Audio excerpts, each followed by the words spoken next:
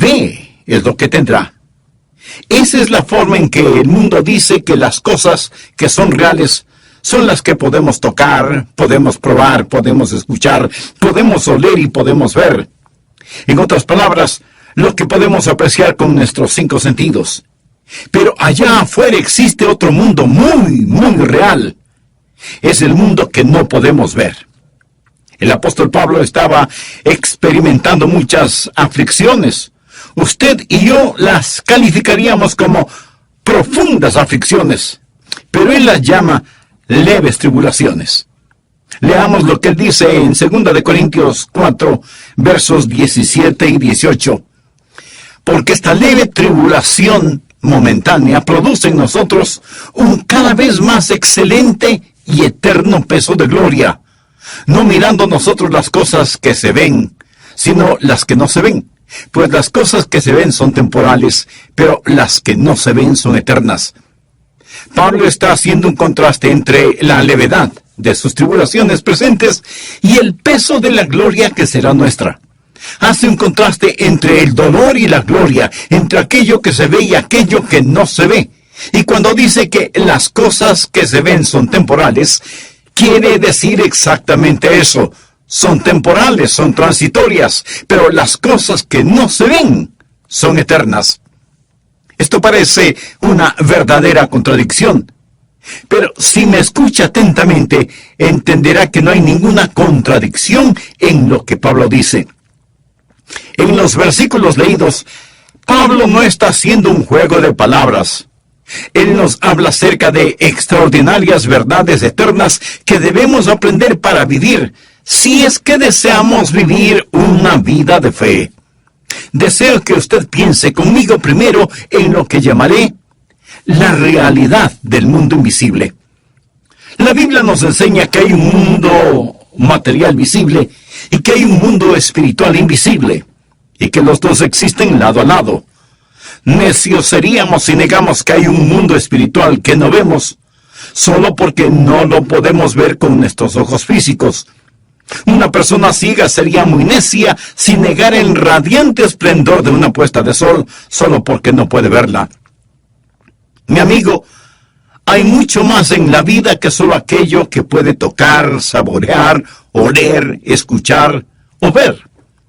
¿Cuál es el punto de todo esto? Lo que no se ve es aún más real que aquello que se ve.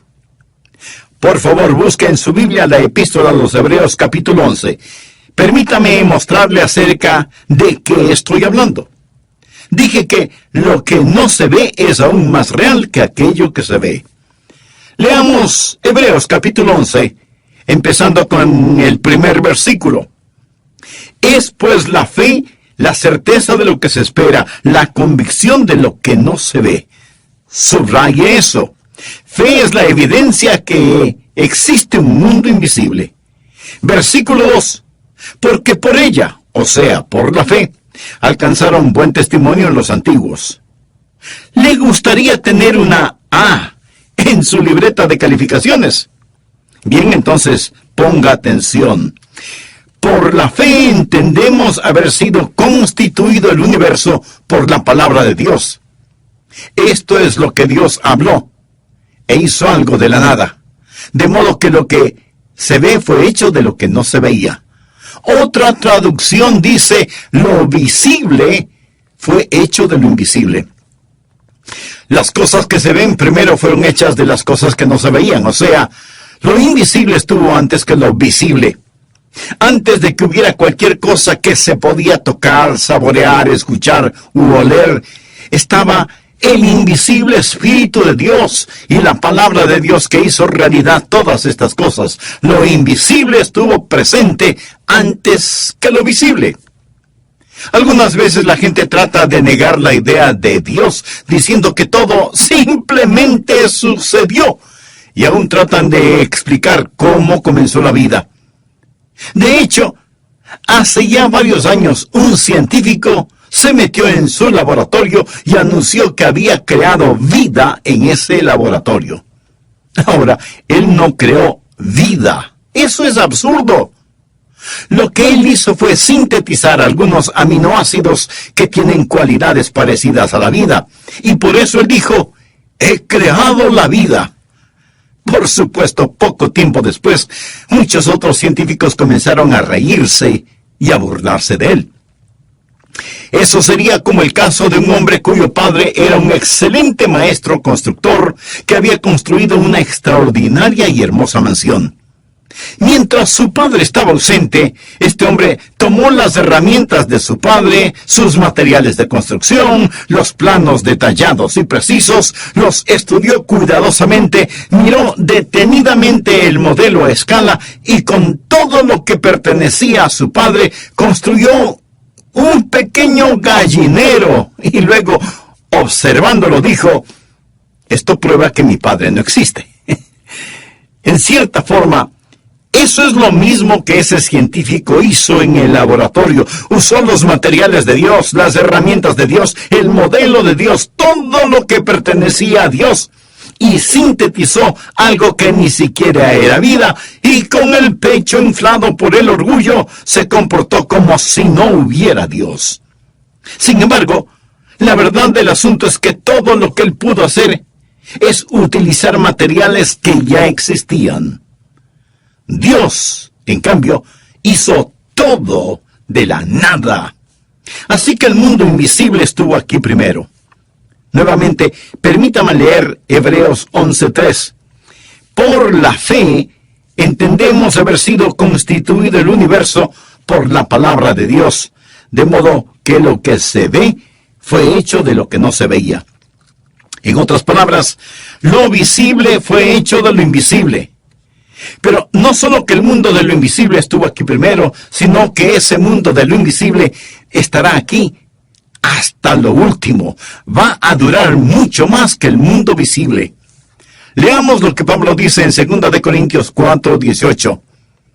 No mirando nosotros las cosas que se ven, sino las que no se ven, pues las cosas que se ven son temporales. Este micrófono es temporal. Este estudio donde grabo este programa es temporal. El sofá, la silla o la butaca en donde usted está sentado ahora mismo es temporal. Y temporal quiere decir que tiene que ver con el tiempo. Y el tiempo pasa y todo alrededor suyo está cambiando, arruinándose, desintegrándose. Es temporal. Por lo tanto, ¿qué es lo más real? ¿Aquello que se está acabando o aquello que nunca dejará de ser? Lo que estoy tratando de decir es que las cosas que no se ven son eternas.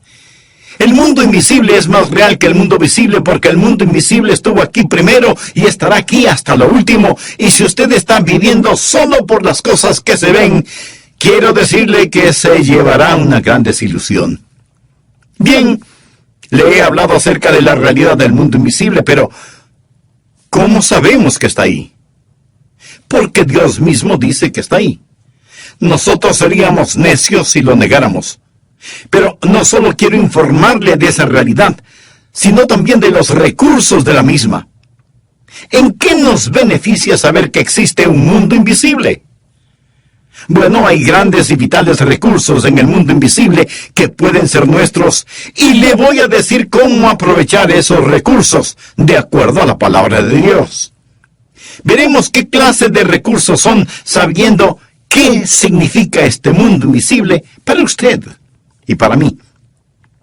En primer lugar, saber que hay un mundo invisible es un enorme recurso cuando usted está enfrentando problemas. Y todos enfrentamos problemas. Si usted no ha tenido ningún problema últimamente, pues solamente espere. Le aseguro que en su camino hay un problema que lleva su nombre. Ahora, permítame aclarar que el ser un creyente no le hace a usted inmune a los problemas. Voy a leer 2 de Corintios 4, empezando con el versículo 3. Pero si nuestro evangelio está aún encubierto, entre los que se pierden está encubierto.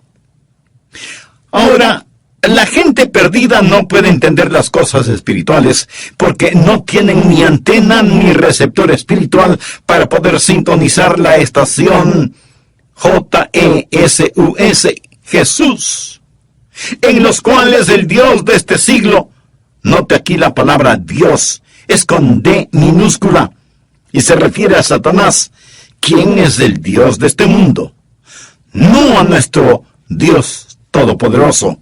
Sigue diciendo Pablo, en los cuales el Dios de este siglo cegó el entendimiento de los incrédulos para que no les resplandezca la luz del Evangelio de la gloria de Cristo, el cual es la imagen de Dios.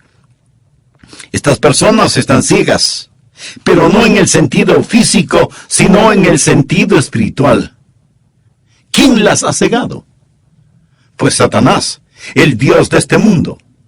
Él ha cegado las mentes de aquellos que no creen. ¿Por qué? Porque Satanás no quiere que la luz del glorioso Evangelio del Señor Jesucristo, el cual es la imagen de Dios, brille sobre ellos. Sigamos con el versículo 5. Porque no nos predicamos a nosotros mismos, sino a Jesucristo como Señor, y a nosotros como vuestros siervos por amor de Jesús. Bueno, Pablo, si tú predicas a Jesús, Dios te va a bendecir. El mundo va a ser bueno contigo. Tú no tendrás ningún problema. Bien, solo hay que esperar y ver si eso es cierto. Porque Dios, que mandó que de las tinieblas resplandeciera la luz, es el que resplandeció en nuestros corazones, para iluminación del conocimiento de la gloria de Dios en la faz de Jesucristo. Pero tenemos este tesoro, esto es la gloria de Dios, en vasos de barro, para que la excelencia del poder sea de Dios y no de nosotros. Mi amigo, somos como vasos de barro, y la única cosa que nos hace valiosos, o lo único bueno acerca de usted, o de mí, o de cualquier persona sobre esta tierra, es nuestra relación con Jesucristo, el tesoro que está en estos vasos de barro. Luego Pablo describe la dificultad en la cual se encuentra. Estamos atribulados en todo, mas no angustiados, en apuros, mas no desesperados, perseguidos, mas no desamparados, derribados, pero no destruidos. Pablo está diciendo, he sido derribado, pero no vencido, siempre me levanto, llevando en el cuerpo siempre, esto es, en este vaso de barro, por todas partes la muerte de Jesús, para que también la vida de Jesús se manifieste en nuestros cuerpos. Pablo dice, escuchen, no es a mí a quien persiguen, es a Jesús. Yo simplemente tengo a Jesús en este vaso de barro, y la razón por la que ellos siguen golpeando y persiguiendo a este vaso terrenal es porque en este vaso de barro hay un tesoro. Y en vez de atesorar este tesoro, ellos detestan este tesoro, y por eso me persiguen. Pero cuando soporto estos golpes, los soporto solo por Jesús, quien soportó golpes por mí. Llevo en mi cuerpo la muerte de Jesús porque Él murió por mí. Y cuando reacciono con amor, con sabiduría, cuando reacciono con valentía y gentileza, ¿qué es lo que ellos ven? Cuando el vaso de barro es roto, ellos ven resplandecer a Jesucristo. Ellos ven ese tesoro cuando el vaso terrenal es roto. Pablo textualmente dice, llevando en el cuerpo siempre por todas partes la muerte de Jesús, para que también la vida de Jesús se manifieste en nuestro cuerpo. La gente verá a Jesús en usted si frente a los problemas, angustias, penas y dolores, usted reacciona como un creyente debe hacerlo. Notemos lo que Pablo dice en los versículos 11 y 12. Porque nosotros que vivimos, siempre estamos entregados a muerte por causa de Jesús, para que también la vida de Jesús se manifieste en nuestra carne mortal, de manera que la muerte actúa en nosotros y en vosotros la vida. Lo que Pablo está diciendo es, mientras más muero a mí mismo, estoy mucho más dispuesto a soportar sufrimientos por Jesucristo, y así su vida brilla mucho más en mí. Pero teniendo el mismo espíritu de fe, conforme a lo que está escrito, creí, por lo cual hablé. nosotros también creemos, por lo cual también hablamos, sabiendo que el que resucitó al Señor Jesús, a nosotros también nos resucitará con Jesús y nos presentará juntamente con vosotros. Pablo dice, escuchen, yo creo lo que creo y por lo tanto digo lo que digo. Yo puedo morir, ellos pueden matarme, pero yo sé que el mismo Dios que levantó a Jesús me levantará también a mí y le levantará también a usted, y juntos nos presentaremos a Jesús. Luego Pablo nos informa por qué sufre. Porque todas estas cosas padecemos por amor a vosotros, para que, abundando la gracia por medio de muchos, la acción de gracia sobreabunde para gloria de Dios. Por tanto, no desmayamos, o sea, no nos daremos por vencidos. Antes, aunque nuestro hombre exterior se va desgastando, el interior, no obstante, se renueva de día en día. Bueno, Pablo, ¿cómo haces eso? ¿Qué es lo que te motiva? ¿Qué es lo que te mantiene en movimiento? ¿Cómo es que puedes sufrir así? Casi te ahogas en el Mediterráneo, te azotaron muchas veces con el látigo, te apedrearon hasta creerte muerto, luego pasaste hambres y sufrimientos en una prisión. Pablo, ¿cómo pudiste soportar todo esto? Mi amigo, la respuesta la tenemos en los versículos 17 y 18. Porque esta leve tribulación momentánea produce en nosotros un cada vez más excelente y eterno peso de gloria, no mirando nosotros las cosas que se ven, sino las que no se ven, pues las cosas que se ven son temporales, pero las que no se ven son eternas. Ahora, cuando usted tiene problemas, especialmente por permanecer firme por el Señor Jesucristo, es mejor que usted mire hacia otro mundo. Es mejor que tenga su mirada fija en las cosas que no se ven, porque si lo hace así, Dios le dará fuerza sobrenatural y marchará al son de diferente música. Tome en cuenta que Pablo estaba perplejo. Él no lo entendía todo.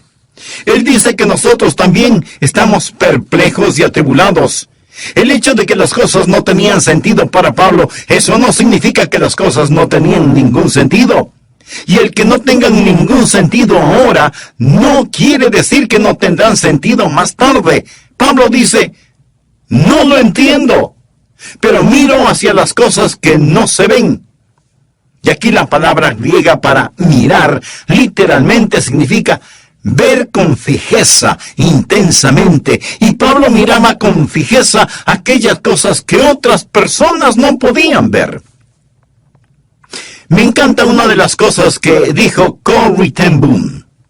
Mira a tu alrededor y te desalentarás. Mira dentro de ti y te angustiarás. Mírate a ti mismo y te deprimirás. Mira a Jesús y descansarás. Y eso es lo que estuvo haciendo el apóstol Pablo. En tiempos problemáticos es necesario ver un mundo invisible. Pero no solo en tiempos problemáticos, sino también cuando usted tenga temor, necesita ver ese mundo invisible. Es cierto. A veces las cosas que vemos nos producen miedo, recelo, desconfianza, pero también lo que vemos puede ser fuente de alegría. Pero las cosas que no vemos también pueden provocar en nosotros tanto temores como alegrías. La Biblia dice, el principio de la sabiduría es el temor a Jehová. Y parafraseando ese versículo, bien podríamos asegurar que el principio de la alegría es el tener a Jehová. Para todos y cada uno de ustedes hago llegar mi cordial saludo de bienvenida a nuestro programa El Amor que Vale. Por favor, busquen en el Antiguo Testamento el 2º capítulo del libro de Reyes, desde el versículo 8. Tenía el rey de Siria guerra contra Israel, y consultando con sus siervos dijo, en tal y tal lugar estará mi campamento. Y el varón de Dios envió a decir al rey de Israel, mira que no pases por tal lugar, porque los sirios van allí. Entonces el rey de Israel envió a aquel lugar que el varón de Dios había dicho, y así lo hizo una y otra vez con el fin de cuidarse. Y el corazón del rey de Siria se turbó por esto, y llamando a sus siervos les dijo, ¿no me declararéis vosotros quién de los nuestros es del rey de Israel? Entonces uno de los siervos dijo, no, rey señor mío, sino que el profeta Eliseo está en Israel, el cual declara al rey de Israel las palabras que tú hablas en tu cámara más secreta. Aquí había una fuga de información, porque Eliseo estaba sintonizado con el cielo en un mundo invisible. Sigamos con la lectura del relato bíblico. Y él, o sea, el rey de Siria, dijo, id y mirad dónde está, para que yo envíe a prenderlo. El rey quería arrestar a Eliseo. Y le fue dicho, he aquí que él está en Dotán. Entonces envió el rey allá gente de a caballo y carros y un gran ejército, los cuales vinieron de noche y sitiaron la ciudad. Y se levantó de mañana y salió el que servía al varón de Dios. Aquí se refiere al siervo de Eliseo. Y he aquí el ejército que tenía sitiada la ciudad, con gente de a caballo y carros. Entonces su criado le dijo, ¡ah, señor mío, qué haremos! Él le dijo, no tengas miedo, porque más son los que están con nosotros que los que están con ellos. Por favor, subraye la frase, no tengas miedo.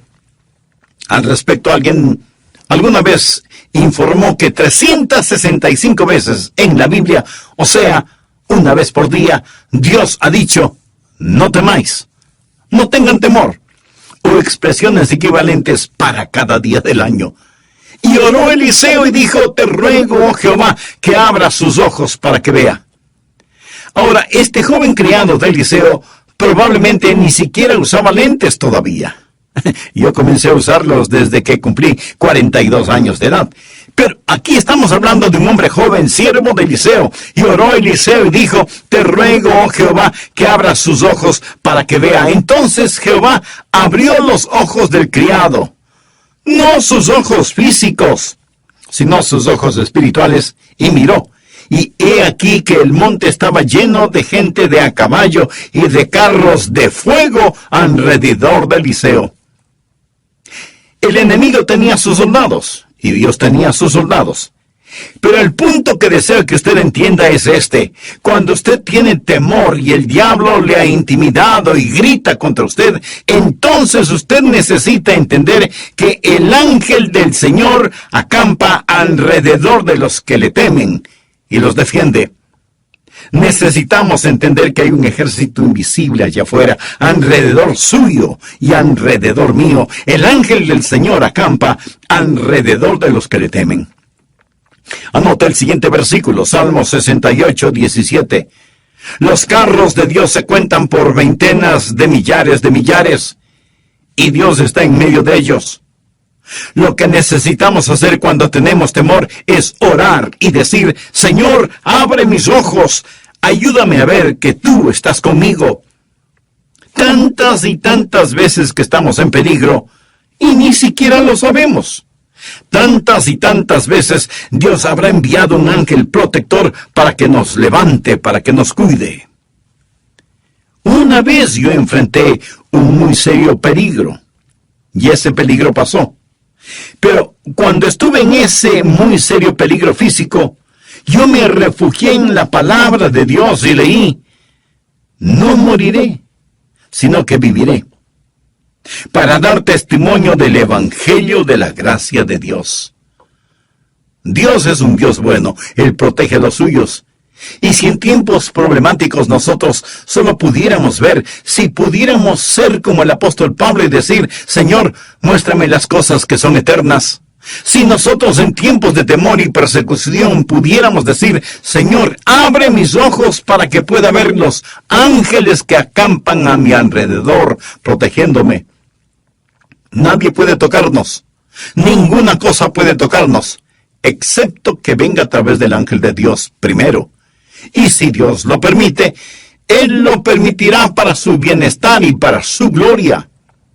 En tiempos de tentación, si alguna vez es tentado, y le puedo asegurar que será tentado, usted necesita ver el mundo invisible. Volvamos al capítulo 11 de Hebreos. Este es el gran capítulo de la fe. Y en el versículo 1 leemos: es pues la fe, la certeza de lo que se espera, la convicción de lo que no se ve. ¿Puede ver eso? Teniendo esta declaración en mente, leamos los versículos 24 y 25. Por fe Moisés, hecho ya grande, rehusó llamarse hijo de la hija del faraón, escogiendo antes ser maltratado con el pueblo de Dios, que gozar de los deleites temporales del pecado. Ahora debemos entender que Moisés pudo haber tenido riquezas increíbles, pudo haber vivido en lujosos estilos de vida, él pudo haber experimentado cada placer y pecado que el mundo puede ofrecer. Él pudo haber sido el emperador de la más poderosa nación sobre la tierra, pero él lo rechazó todo eso. La Biblia dice: rehusó llamarse hijo de la hija del faraón, escogiendo antes ser maltratado con el pueblo de Dios que gozar de los deleites temporales del pecado, teniendo por mayores riquezas el vituperio de Cristo que los tesoros de los egipcios, porque tenía la mira puesta en el galardón.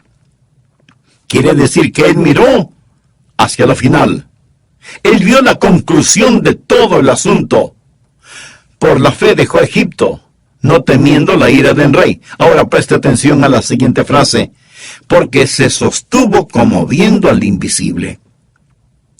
Una vez más, vemos que en tiempos problemáticos hay que ver lo invisible. En momentos de temor hay que ver lo invisible. En tiempos de tentación hay que ver lo invisible. Eso es lo que lo va a impulsar a usted hacia adelante. Eso es lo que lo mantendrá en el camino correcto. Ahora, ¿cómo va a lograr esto en su vida? ¿Cómo va a conocer todo esto y hacerlo real?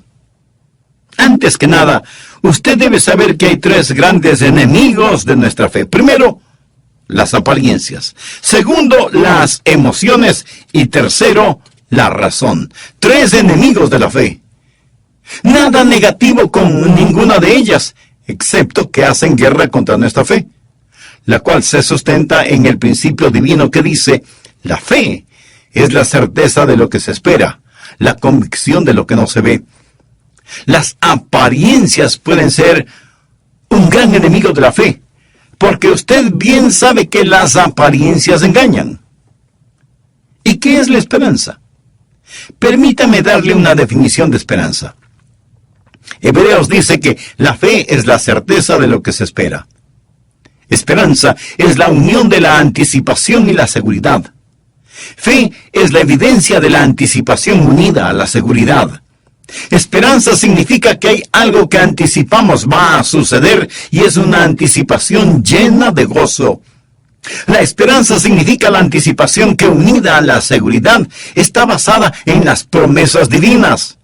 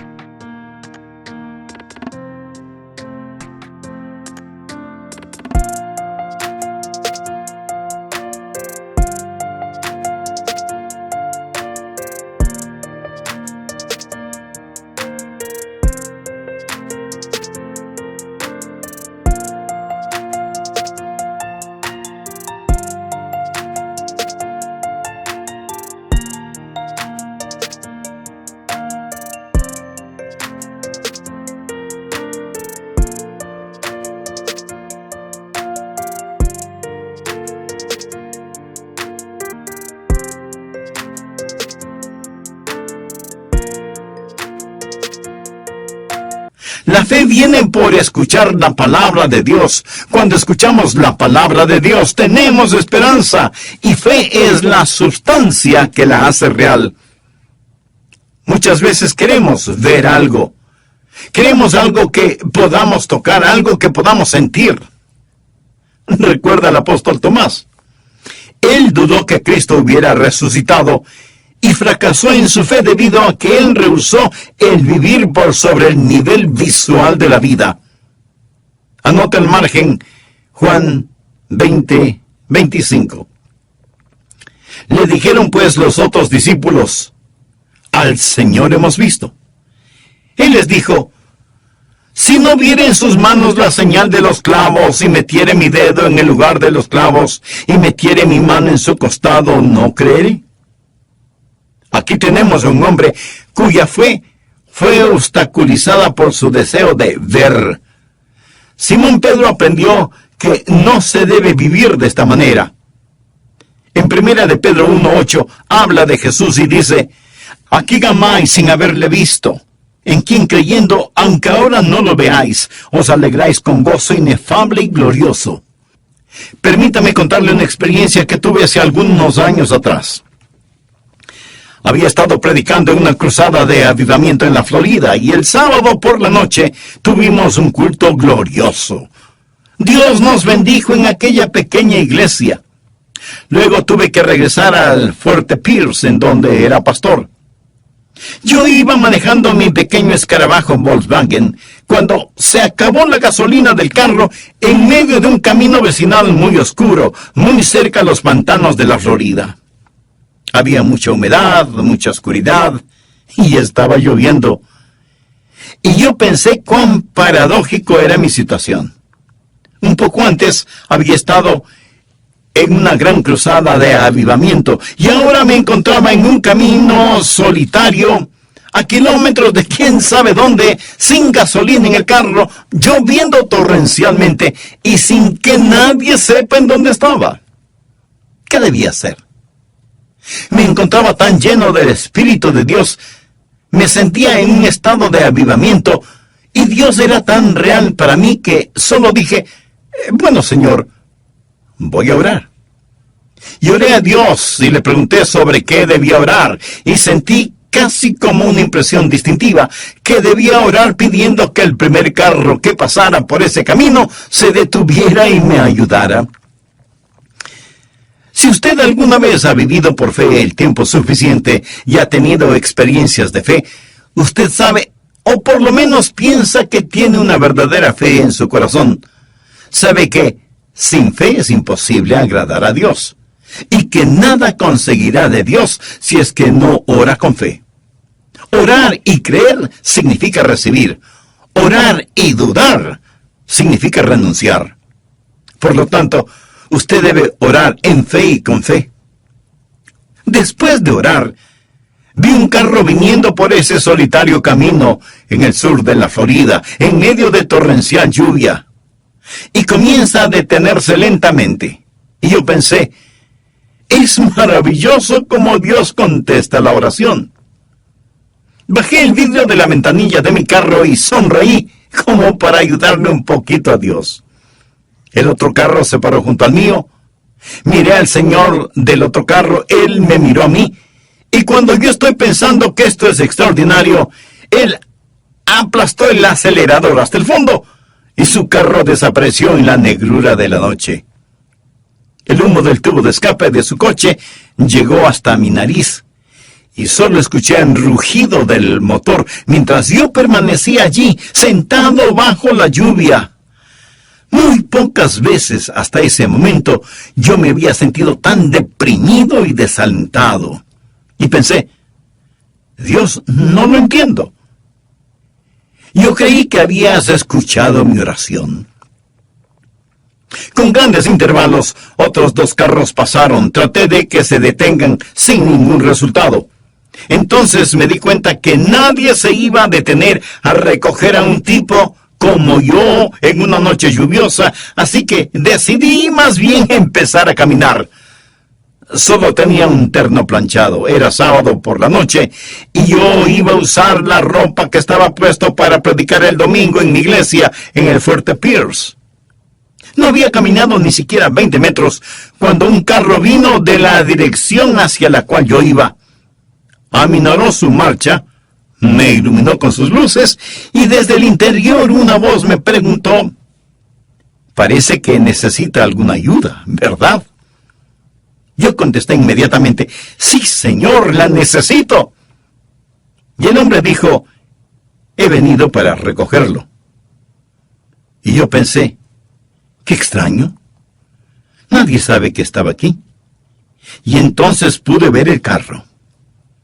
Usted ya sabe cuál carro era, ¿verdad? Pues sí, era el primer carro que pasó. Entré en el vehículo, sacudí el agua de mis cejas y dije, antes de ir a ninguna parte, tengo una pregunta muy importante que hacerle. ¿Qué es lo que le hizo regresar a recogerme? ¿No pasó usted antes por aquí? Él contestó, sí. Pregunté, usted casi se detuvo, ¿no es cierto? Así mismo es. Bueno, ¿por qué no se detuvo? Y él me contestó, porque tuve temor. Yo le dije, yo puedo entender eso. Pero, ¿qué es lo que hizo que regresara a recogerme? El hombre me dijo, señor, francamente no lo sé. Después de pasar por aquí, llegué al cruce de los caminos y alguien o algo me dijo que debía regresar a recogerlo. Ahora, ¿puede usted imaginarse a este hombre llegando hasta el cruce de los caminos, dar la vuelta y venir a recogerme? Yo casi di un grito y lo único que me impidió el gritar alabanzas a Dios es que yo mismo quería darme un par de patadas muy fuertes por haber salido de mi carrito y haberme mojado tanto bajo la lluvia. El punto que quiero dejar en claro es el siguiente. Algunas veces cada uno de nuestros sentidos físicos nos dice que no hay Dios. Esa noche, mis ojos, mis oídos, mi nariz, el humo del escape, la lluvia en mi cabeza, todo lo físico me dijo que Dios no había escuchado mi oración. Pero Él sí la escuchó, sí la escuchó. Así que algunas veces debemos aprender a batallar con esas percepciones sensoriales que tenemos. Otra cosa que nos impide el vivir en el plano de lo invisible son nuestras emociones. Algunas veces es lo que vemos lo que batalla contra nuestra fe. Otras veces son nuestras emociones. Y eso es muy semejante a aquello de que si no lo podemos ver, entonces lo queremos sentir. ¿Alguna vez ha tratado de orar y sus oraciones parece que no tuvieran sustancia? ¿Sabe de lo que estoy hablando? Sus oraciones son completamente secas y parece que lo único que usted está haciendo es un ejercicio sin ningún significado. Mi amigo, escúcheme. No deje que sus emociones le impidan creer en Dios.